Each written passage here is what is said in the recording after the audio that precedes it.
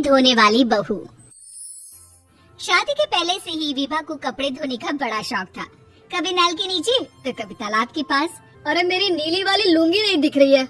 विभा की अम्मा कहाँ रखी है लुंगी? अरे वो तो विभा ने परसों ही धोकर रखी थी आपकी अलमारी में, देखो वहीं होगी। वो ना मैंने आज धो दी, मुझे लगा कि गंदी हो गई होगी। अरे कैसे गंदी हो गई थी, उसे तो मैंने पहना भी नहीं। हे भगवान, इस लड़की के कपड़े धोने की आदत से परेशान हो गया हूँ मैं। जितना तो घर में राशन नहीं आता उससे कहीं ज्यादा डिटर्जेंट पाउडर का खर्चा है।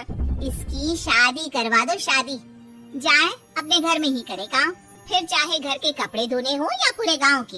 हाँ ठीक बोल रही हूँ, देखता हूँ मैं कोई लड़का। वो दिन भी आ जाता है जब विभा को देखने लड़के वाले आ जाते हैं। लड़की मुझे अच्छी लगी। होने वाली सास कहती है, बेटी अगर कुछ पूछना है तो पूछ लो। वैसे तो हमारी लड़की बहुत ही शर्मीली है, जो बोल दो वो मान लेती है, इसे क्या पूछना होगा। अरे कैसी बात कर रही हो माँ, मुझे इन लोगों के घर रहना है, सवाल तो कई है। हाँ हाँ बेटा पूछ लो ना, क्या पूछना है। आप लोगों के घर कपड़े कौन धोता है? सास का मुंह बन जाता है। देखो अगर तुम ये कहना चाहती हो कि तुम्हें कपड़े धोने नहीं आते तो सुन लो, कपड़े मैं ही धोती हूँ, लेकिन तुम्हारे आ जाने के बाद मैं रुमाल तक नहीं धोऊंगी। अरे चुप रहना भगवान, बहू बेचारी घर आई नहीं, उसे डराना शुरू कर दिया। वो क्या है ना बिटिया, अभी तक तो ये कल्लू की माँ ही धोती थी, लेकिन अब तुम्हारे पापा तो दहेज में वॉशिंग मशीन देंगे ही। तभी विभा की माँ बोल पड़ती है, सवाल भी पूछा तो क्या। वैसे भाई साहब, मशीन की तो फिर भी कपड़े धोने की कैपेसिटी होती है, मतलब जो बिटिया दे रहे हैं ना विभा, इसे कपड़े धोने का बहुत शौक है। ये आप लोगों की क्या आस पड़ोस गांव मोहल्ले सबके कपड़े धो दे और उफ तक ना करे। बाहर देखा नहीं आपने कितने कपड़े सूख रहे हैं, सब हमारी बिटिया ने ही तो धोए हैं। बस भी करो ना माँ, शर्म आ रही इतनी तारीफ सुनकर।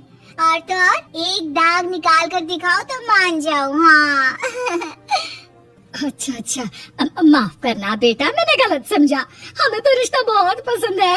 और ऐसे जुड़ जाता है रिश्ता कपड़े धोने का शौक रखने वाली विभा का। उसकी शादी हो जाती है कोयला फैक्ट्री में काम करने वाले कल्लू के साथ। शादी के बाद अचानक विभा चिल्लाती हुई सास के पास आती है, सासू माँ, अरे सासू माँ कहाँ है आप? ये तो धोखा है, धोखा दिया आप लोगों ने मुझे। इस ससुर के चक्कर के बारे में पता चल गया। अरे तो उसमें तुझे क्यों धोखा मिला है? अरे नल में पानी नहीं आता, कपड़े कैसे कब धुलेंगे? अच्छा अच्छा, तू पानी नहीं आ रहा उसकी बात कर रही है? तो आपने क्या सोचा? कुछ नहीं। अच्छा तेरी माँ ने कहा था कि कपड़े धोने का शौक है, तुझे याद आया मुझे। शौक शौक बोलकर कपड़े धोने वाले मेरे जुनून को कम ना आके सासू माँ, कपड़ा धोना मेरा गुरूर है। तभी पति भी वहाँ आ जाता है। अभी अभी मैंने इसे सनी देओल की फिल्म दिखाई है, उसी के डायलॉग मार रही है माँ। अच्छा सुन, साफ साफ बता रही हूँ, पानी सुबह 4 से 6 और शाम को 10 से 12 आता है, समझी? विभा टाइमिंग सुनकर हैरान हो जाती है, ये क्या भूतों का मोहल्ला है? सुबह 4 बजे उठकर कौन कपड़े धोता है? 4 बजे टंकी में पानी जाता है, फिर सारा दिन धोना ना, किसने मना किया?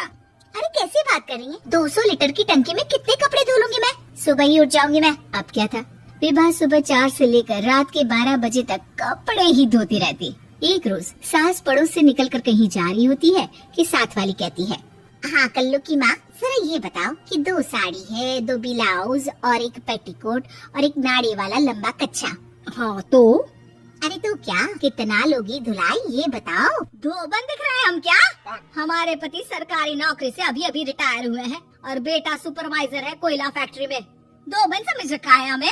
हाय रे कल्लू की अम्मा, माफ कर दो, वो तो मोहल्ले में यही सब बता रहे थे कि तुमने बहू को कपड़ा धुलवाने के काम में लगा दिया है। सास को पड़ोसन की बात सुनकर गुस्सा आ जाता है। वो घर पहुंचती है जहाँ घर के बाहर ही इतने सारे कपड़े सूख रहे होते हैं जितने कि किसी धोबन के घर पर। अरे ओ कल्लू की दुल्हन, बाहर निकल। माँ जी यहीं आ जाओ, बाथरूम में चादर धो रहे हैं हम। अरे अभी हम धोते हैं, तुमको बाहर निकलो। ये आस पड़ोस वाले बोल रहे हैं कि हम बहू से कपड़े धुलवा कर उसे कपड़ा धोने वाली बना दिए हैं। अरे छोड़ो ना माँ जी, किन लोगों की बातों में आती हो? आस पास के लोगों का तो काम ही होता है कि वो किसी तरह सास बहू को लड़ा दे। बहू सारे घर के कपड़े धोती है, ये क्या कम है? बोलिए। सास को भी लग जाता है कि वो बहू का ये सनकीपन नहीं छुड़वा सकती, इससे अच्छा है कि खुद ही चुप हो जाए। एक रोज सास और बहू मंदिर जाते हैं, जहाँ सास की साड़ी वहाँ खड़ी भीख मांगने वाली से मिलती है। माँ जी क्या बात है, आपकी साड़ी उस भिखारन से कितनी मिल रही है ना? हाँ हाँ देखो तो, दोनों की साड़ी मिल रही है। क्या बात है कल्लू की अम्मा, तुम खुद को तो अफसर की बीवी बताती हो और ऐसी सिंपल सी प्लेन साड़ी पहनकर घूमती हो। सिंपल और प्लेन नहीं है ये साड़ी। तो क्या सोने के धागे से फूल बने हैं? कुछ भी सासू माँ, कुछ भी। हाँ बने थे इस साड़ी में सोने के धागे से फूल। मेरे पति लेकर आए थे मद्रास से स्पेशली मेरे लिए 10,000 की। ताहे भाई साहब इस भिखारन के लिए भी सेम टू सेम साड़ी लेकर आए होंगे 10,000 की। सास उस वक्त कुछ नहीं कहती, लेकिन बहू के साथ घर आती है और अलमारी से एल्बम निकाल कर लाती है। ये साड़ी देख रही है, ये वही साड़ी है जिसे मैंने अभी पहना था। इस साड़ी में ये जो चमकदार फूल दिख रहे हैं ना, ये सोने के धागों से काटे गए हैं। लेकिन तू लोकल वॉशिंग मशीन ब्रश से घिस घिस कर सारे फूलों को निकाल कर साड़ी प्लेन कर दी। मुझे माफ कर दीजिए सासू माँ। और तो और, जब मैंने तुझे तेरी गलती के लिए कुछ नहीं कहा, लेकिन तूने तो सबके सामने मेरा मजाक ही बना दिया। क्यों? बहू को समझ में आ जाता है कि अब से उसका कपड़े धोना